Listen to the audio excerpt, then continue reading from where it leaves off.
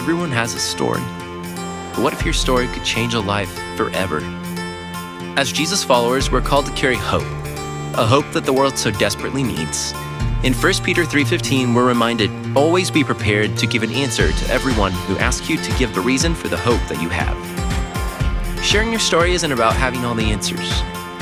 It's about being willing to tell others how Jesus met you in your darkest moments, how he gave you a purpose, and how he gave you hope. Your story might just be the answer someone is searching for. Your unique individual testimony has power. Power to encourage, power to inspire, and power to connect people back to God. So what are you waiting for? Share your story and let God do the rest. This past week, I posted a highly controversial picture on social media. Here's that picture. You might think that it's Trump that's the controversial part, but he's not. This was not a political endorsement one way or the other. This was an endorsement of pineapple on pizza. And boy, if you think our president is controversial, he's got nothing on pineapple pizza. My favorite comment on that post was from Evan Meyer, the guy I'm named after. He commented graciously, "Change your first name." So that's cool. Now, I know what I know. I know that pineapple on pizza tastes good, at least to me. Can't explain why. I know it's weird, but it tastes good. Doesn't make rational sense, but I know what I know.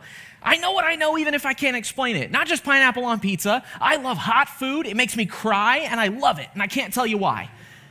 I know that Steve Carell is funny, and Adam Sandler is not. Right now, I know they're both really popular. A lot of people love them, but I have my own opinions. I know what I know. I know that one of them makes me laugh, and the other one is Adam Sandler. But sometimes life throws a curveball. Sometimes life hits you with something that causes you to question those things that you always knew you knew, but maybe didn't know why. It can cause you to question. Have you experienced that before? Have you experienced maybe somebody saying something to you and their words get in your head and they just nag at you? You can't get those words out of your head. Maybe you notice something for the first time and then you can't unsee it. It's just stuck there. Or maybe somebody challenges you with a perspective that's different from your own, and you're forced to grapple with that and wonder maybe you've thought about things wrongly. I think all of us have been there at some point or another before. Now, this sounds like a bad thing, and it can be, but not always. If you've been stuck in a bad situation, sometimes getting rattled is the best thing that can happen to you. Sometimes questioning your presuppositions can be extremely healthy. People in abusive relationships, they often don't realize how much danger they're in. And so sometimes having a gentle and compassionate conversation can wake them up and get them out of that dangerous situation. I've known multiple people before who have had what doctors call mild heart attacks, which that alone, what is a mild heart attack? But they've said, multiple people have told me this, that heart attack was the best thing that ever happened to me because it didn't cause lasting, long-term, serious issues for me, but it woke me up to my unhealthy habits. They lost weight, they changed their habits, and now they're healthier because of it. What about Dave Ramsey? That dude loves busting things up, doesn't he? Man, nothing hurts more than sitting down and realizing how much your bad financial decisions have held you captive, and it hurts. But sometimes that knowledge and that painful conversation will start you on a path to changing your financial future. So sometimes questioning our presuppositions can be the best thing for us. But all those examples start in a bad place and go somewhere good, and we all know that's not always how that goes. Sometimes you start in a healthy place. Sometimes you're in a happy marriage, a stable job, healthy eating habits, a strong relationship with God, a balanced budget, and those curveball scenarios can put you off the right track and move you in a direction that's very wrong. So what do we do when that happens? We can't prevent the curveballs, so how do we respond? What do you do when life makes you feel like you no longer know what you know? Well, today we're going to look at a short passage written by the Apostle Peter that addresses that question. This passage is part of some letters written to the churches in Rome. We very creatively call it 1 Peter because it's his first letter. So when Peter sits down to write the book of 1 Me, he's in about 60 AD. And if you know anything about history at the time, Nero was the Caesar in Rome. And even if you're not a history buff, you might recognize his name because Nero was maybe one of the worst Christian persecutors in history. He was burning Christians alive. He was crucifying them. In fact, the Apostle Peter would actually die by crucifixion at the hands of Nero. And this is 60 AD. If you know your history, Jesus had only died and resurrected about 30 years ago. Christianity and the church are quite young. And the Christians know that at any point, they could be the next victim on Nero's list. And this would certainly be more than enough to rattle most people, even the strongest of Christians. And they need to figure out what they're going to do about it. So Peter writes this letter and he sends them some advice for how to treat the problem. And he offers a two-part prescription. What and why? That's Peter's two-part prescription. I call it a prescription because it reminds me of some medical advice that I was given. Obviously, I am not a pharmacist. I am not a doctor. Do not follow my advice. This is my little blurb. Don't sue me. This is just what I was told. The doctor told me, I came in for migraines. I suffer from migraines. And they said, one day the Tylenol and ibuprofen that you take that's helped to manage somewhat is just not going to work anymore. You'll build up a tolerance to weaker meds. But I'm hesitant to put you on something too strong. Why don't you instead try combining the two? Don't stagger, take them both at the same time. Because when you do, something happens. They chemically react with one another, and they produce a different painkiller, completely different chemical makeup that's stronger than the sum of the parts. In other words, 1 + 1 = 3. This was the advice I was given. And Peter offers similar advice. He says, what and why together are greater than the sum of their parts. He tells them what Christians need to know and do, but he also says they need to know why they know and do those things. And he's going to begin with the what. He reminds them of what they know and what they should do. Here's what it says. Praise be to the God and Father of our Lord Jesus Christ. In his great mercy, he has given us new birth into a living hope through the resurrection of Jesus Christ from the dead, and into an inheritance that can never perish, spoil, or fade. This inheritance is kept in heaven for you, who through faith are shielded by God's power until the coming of the salvation that is ready to be revealed in the last time. All three services, I've almost skipped that second part of the verse because it's such a run-on sentence, I forget that there's more. Okay, so that's his advice. Let me break it down in case the run-on sentence lost you. He says, here's what you believe, and he gives them reminders. He says, Jesus is the Son of God. Remember that. Remember that Jesus raised from the dead, and you too will raise from the dead. Have hope. Then he says, your faith protects you. You're shielded by God's power. These are what Christians should know. And then Peter goes on in chapter 3 to tell them what Christians should do with that knowledge. Here's his advice. He says, finally, all of you be like-minded, be sympathetic, love one another, be compassionate and humble. Do not repay evil with evil or insult with insult. On the contrary, repay evil with blessing, because to this you were called, so that you may inherit a blessing. So together, these beliefs and actions comprise the what of Christianity, what Christians should know and what they should do. And these things are extremely important, but they're only part of the prescription. It's not enough to know what you believe, you need to know why you believe it. It's not enough to do right, you need to know why you are doing it. When I was a younger man, when I was dating, I knew what I liked in ladies. I knew if a girl was pretty, I knew if she was funny, she's just fun to be around, that's the what. And when you're dating, that's kind of all you have to go on, at least when you get started, is the what. You don't know the person yet. That's the whole point of dating. You date them to find out if you're permanently compatible, long term. Well, now, I've been married to my wife for about 13 years, and all the what still applies. But now there's a why. We've been forged by much stronger fires at this point. We've raised children together. We've lived paycheck to paycheck. We've lived in seasons that have been more financially comfortable. She's cheered with me at my successes. She's cried with me in failure. I know exactly why I love my wife and why we won't become a divorce statistic. Now, it may sound cocky for me to say that right now, but here's the truth. I have learned that why is what keeps people together. And we figured that part out. I know that many of you have been married 2 or 3 times longer than I have. Many have been married 2 or 3 times more than I have. But with 13 years, I feel sufficiently authoritative to say this. Every single successful relationship is rooted in both what and why. What and why. That's the magic. That's what holds it together. What you like about your partner, it's not going to last forever. Beauty fades. Jokes get stale. Ask my wife. Life gets busy, and when life tests you, that what isn't going to hold you together like the why. Newton's first law of physics is the core principle of physics, or so I'm told. I don't science, but it's what they tell me. Here's that principle. An object in motion will stay in motion unless an external force is applied. Likewise, an object at rest will stay at rest unless an external force is applied. This is physics, but it's also a core principle of psychology.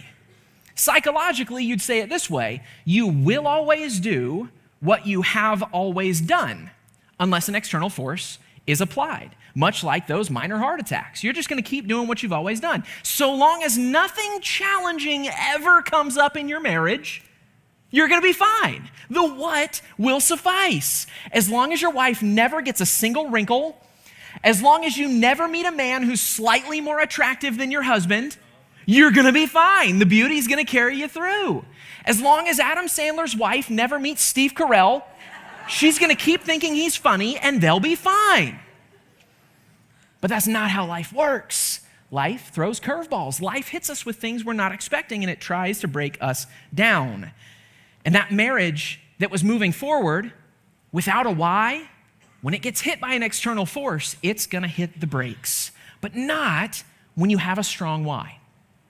See, I started dating my wife because of the what. She was cute, she was fun, but I married my wife because we're moving in the same spiritual direction, because our values aligned, because we both wanted to raise children, because we were both committed to our community, to our church.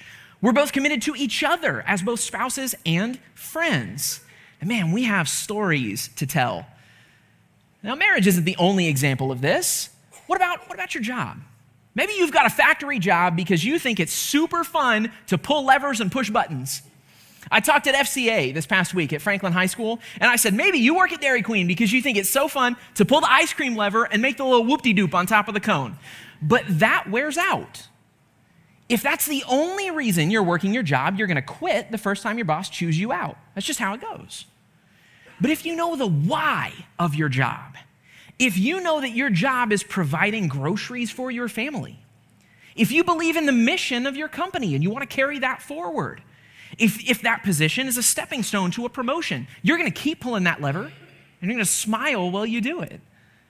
Of course, your job needs a what. It's not a job without a what, but it also needs a why, or you're going to quit working. Your house needs a why, or the chores never get done. Your kids need a why, or they live in your basement till they're 42. And Peter doesn't want that for the Christians, so here's what he says. He gives them more advice. He calls this out in chapter 3. He says, even if you should suffer for what is right, you are blessed. Do not fear their threats. Do not be afraid, but in your hearts, revere Christ as Lord. And then here's the why.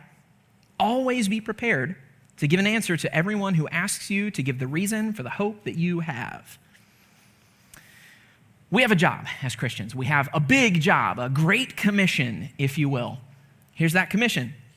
Go and make disciples of all nations, baptizing them in the name of the Father and the Son and the Holy Spirit, and teaching them to obey everything I've commanded you. You probably know that verse well because it is our job. It's our prime objective to bring other people along with us on the journey, to make heaven as big as possible. And we need to be able to explain the why to the people we meet, because what is rarely enough to change somebody's mind. The what isn't always very motivating. Think about it. If you want to invite somebody to go do something with you, when you invite them, you're going to make it sound as fun as possible, right? If you're bringing your kid to go to a doctor's appointment, you ask them questions like, what flavor of sucker are you going to get? What kind of sticker are you going to get? You don't say, hey, buddy, you ready to get your blood drawn? Yeah. And church is the same way. You say, you invite people to church with a what? It just doesn't sound very attractive. Now, hey, Jim, you want to wake up at 6:45 on Sunday and come to church with me? I hear it's going to be 12 degrees and snowing. You say, hey, you should really come to my church. My church is fun. We listen to 30-minute lectures. We give away 1/10 of our income. Last week, I changed a diaper. It's a blast. No. Now, Victory, we understand that the what of Christianity can be a roadblock for non-Christians if it's not of good quality. So we work real hard to have good music, to have good preaching, to create a good culture and environment of good people. But I don't love this church because of the what. To be honest, that stuff just doesn't really track with me. I don't give my money because I'm excited about buying light bulbs and communion cups. It doesn't get me out of bed in the morning. I give to Victory. I give my money, I give my time to Victory because I have seen our church help people break addictions.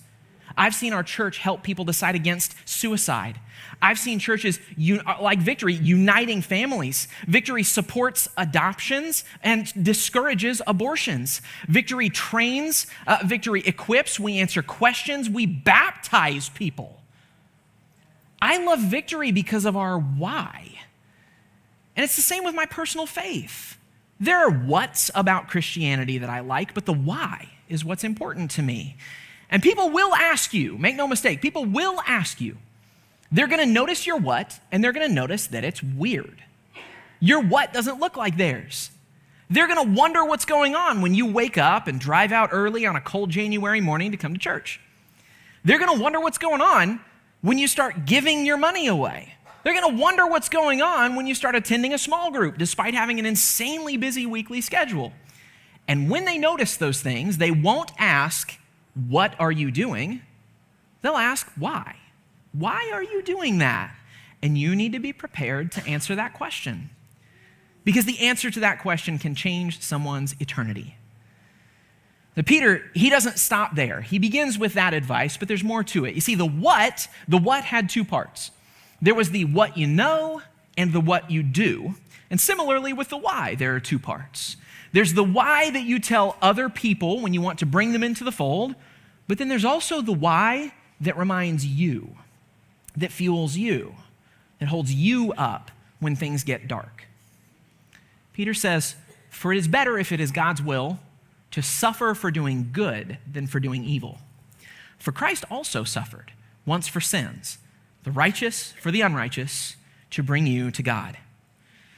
Peter says other people, they need to know your why if you want them to believe. But he also talks about this suffering and gives us this reminder because he knows that one day you may suffer for what you believe. And when that happens, you will be the person asking why. And you need to know the answer. One day you may be teetering on the brink of a drastic decision. You may be ready to end a relationship. You may be ready to end your career. You may end your faith. You might be considering ending your life. And when that happens, you won't ask, "What's making me feel this way?" You will know that answer. You're going to ask, why? Why am I following a God that just doesn't seem to answer? Why am I following a God that I don't fully understand and can't fully explain? Why am I following a God that isn't taking away the pain? And when you ask those questions, you have to be able to answer. So here's the thing, psychologically, it is really easy to lie to yourself when you want it to be true. I'm great at convincing myself that cheesecake is a healthy breakfast option. But when I'm trying to convince myself of something that's not true, it's almost impossible. You have to have a satisfactory answer or you're going to have a very hard time overcoming Newton's law. Your body at rest is going to want to continue resting rather than putting in the spiritual work, the relational work that your faith requires. Your body in motion is going to want to keep moving toward those things that are bad for you rather than stopping. And when your family and when your career and when your faith, maybe your very life is on the line, you have to know why it matters. Mia experienced this truth herself firsthand when she got hit with a curveball, and she was gracious enough to share her story with us. So if you would, turn your attention to the screen. Hi, my name is Mia Delph, and I'm 20 years old, and I have been attending Victory, for 20 years. And in 2019, I had a doctor's appointment where I was diagnosed with severe depression and anxiety. On that day, she told me pretty much that I would be starting very high dosages of 3 different medications and that I would have to go to weekly therapy appointments, and I wanted to refuse because I didn't think I needed the help. I thought I was just being dramatic, and people hear your story, and if they find out you're going to therapy, especially in high school, you'll be known as like a suicidal girl or crazy, and I just didn't want that talk to be going around about me. So for as long as I really could, I hid the truth from everyone I knew, especially family. A lot of people didn't even know that I was struggling on the inside, but unfortunately, I had a very quick decline. The suicidal thoughts started taking over. It was every day I'd wake up and I'd go to sleep thinking the same thing. Just do it, get it over with. There's no point to be here. No one would really know or miss you. It was a day-to-day thing. I would wake up, I'd go to school, I'd come home, I'd sleep as long as I could because it felt like the peace of dying, but without, having the complications of your family and all of that stuff. So I slept as much as I could. I often didn't eat either. And at this time, what didn't really help was I was in a very toxic relationship. He would constantly yell at me and belittle me, telling me things about me that I was worthless, and to the point where he would corner me in school hallways and scream at me and tell me that I was stupid and a bunch of hurtful things, and I believed him. I mean, he made me think he was all I had, and if I thought the only person I had thought I was nothing, then it must be true.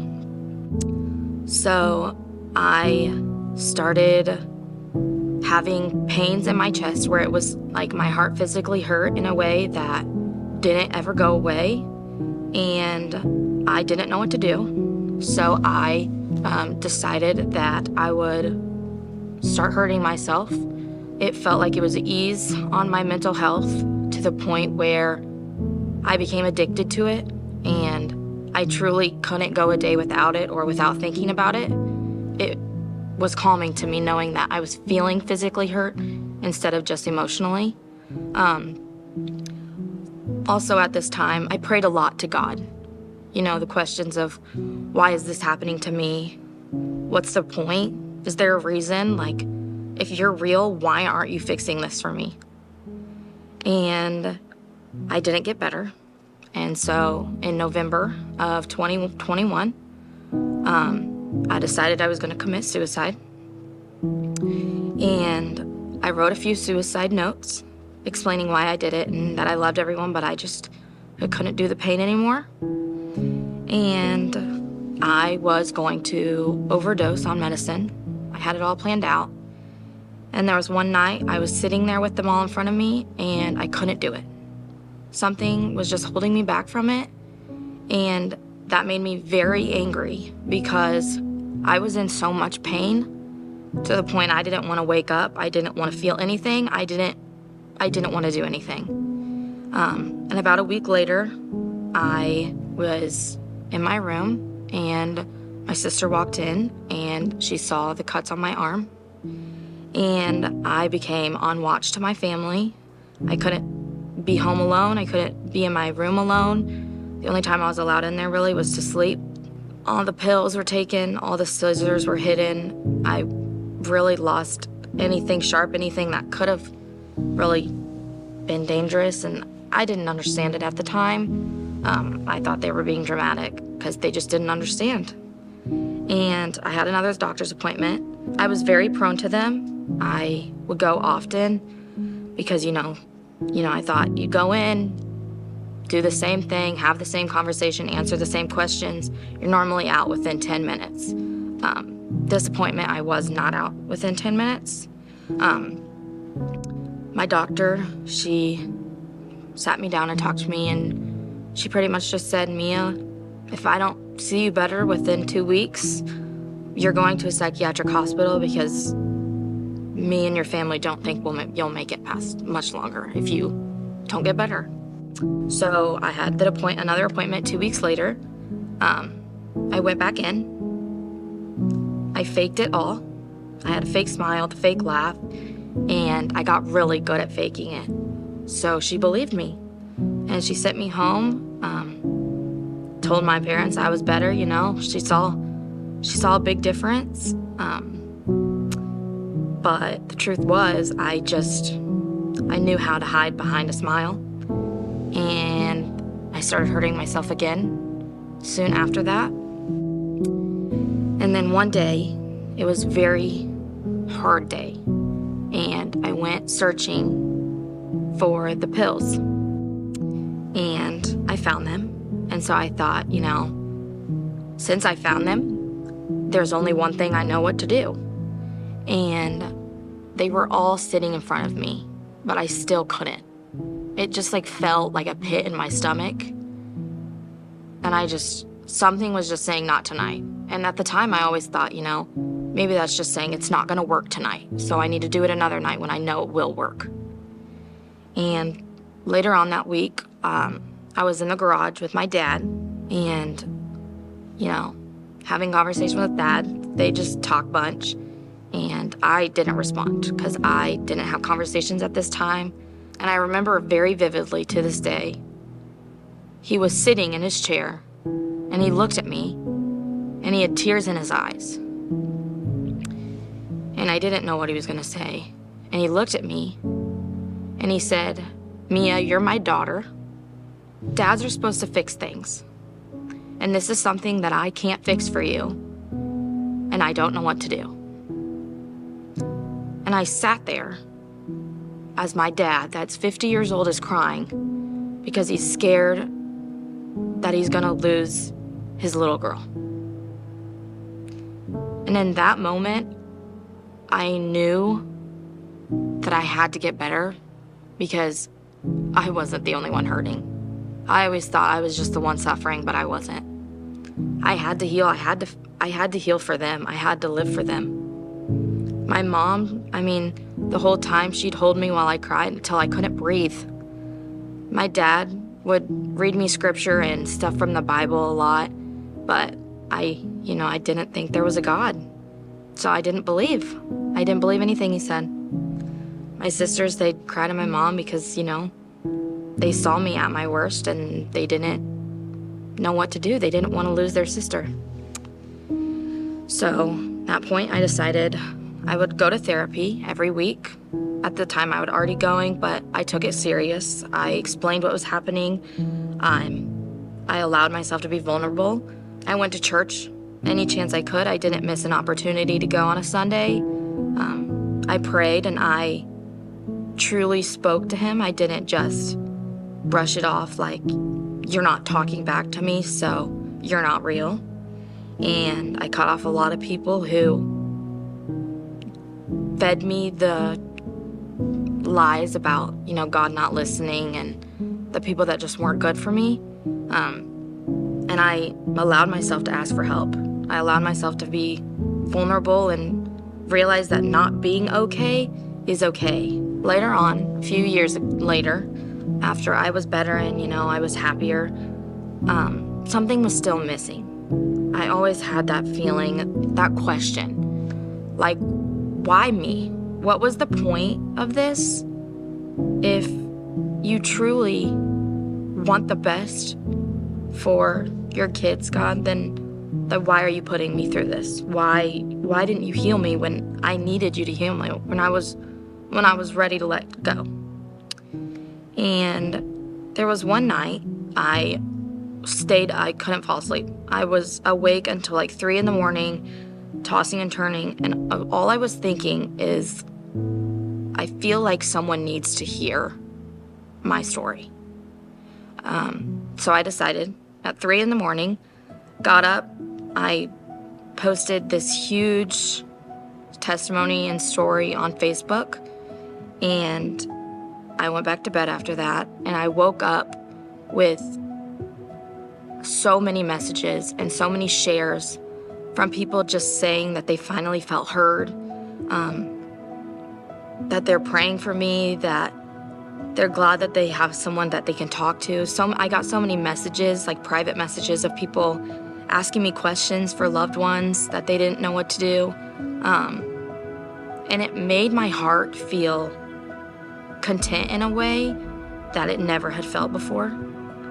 And then I realized that God chose me to go through this so that I could help others. He chose me to be able to tell my story so other people could tell their stories. And I realized that the voice in my head telling me, don't kill yourself tonight. Tonight's not the night. It wasn't fear, or it wasn't worry that it wasn't going to work, but it was God. God saying he's not done with me. And to this day, I have never been closer to him. He saved me 100%, and I don't truly think I would be where I was if I didn't have him that I could lean on. And I realized that everyone always said, time will heal. Just keep going, time will heal this. But time doesn't heal, time won't heal, but God will.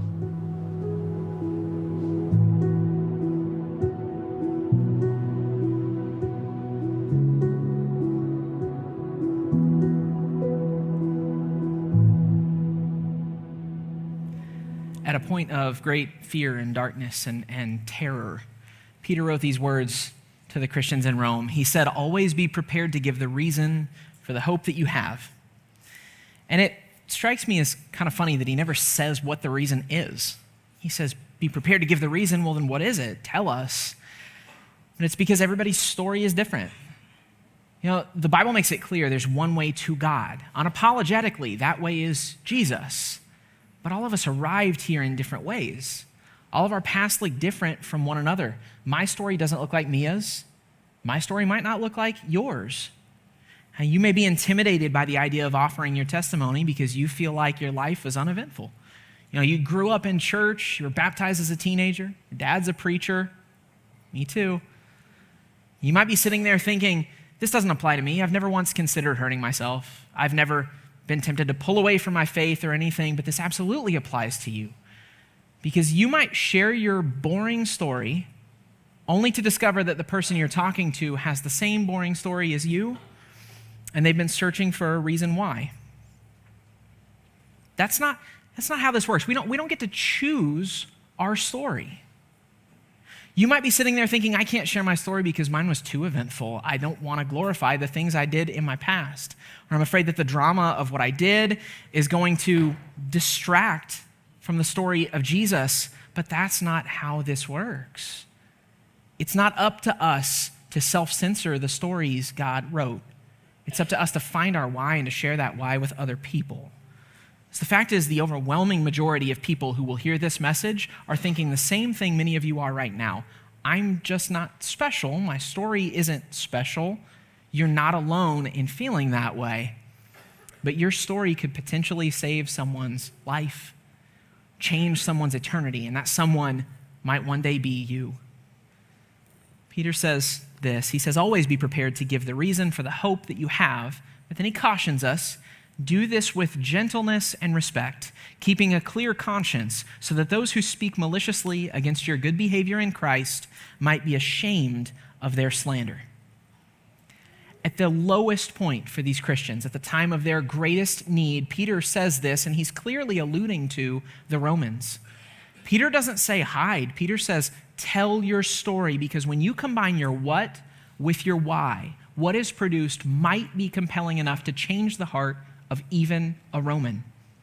It might even be powerful enough to turn the heart of Nero himself. So don't hide your story, because if their story could move the heart of mass murderers, people like Nero, it means there's hope for your neighbor, there's hope for your mom, there's hope for your husband, your kid, your sister.